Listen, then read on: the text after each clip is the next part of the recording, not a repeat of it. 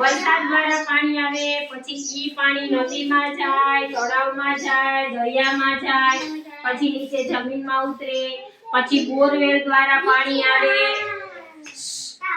પછી કુવામાં પાણી આવે, પછી કુવામાં બોરવેલમાં પાણી હોય ઈ પાણીનો ઉપયોગ આપણે શું કરીએ? ખેતીમાં. જો આપણે ઝાડ વાવ્યું હોય, ફૂલ ઝાડ વાવ્યું હોય અને જો એમાં પાણી ના પાઈએ તો શું થાય? ઈ સુકાઈ જાય. એવી જ રીતના જો આપણે મમ્મીને પોતા મારવા હોય,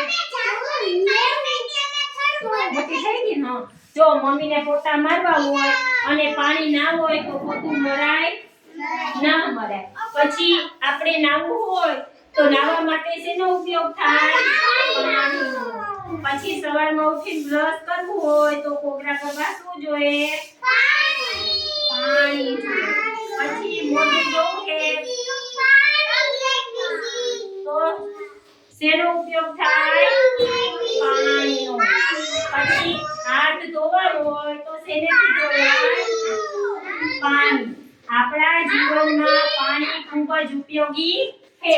એ પાણીનો ખોટો ઉપયોગ કરવાનો, બગાડ કરવાનો નહીં. જ્યાં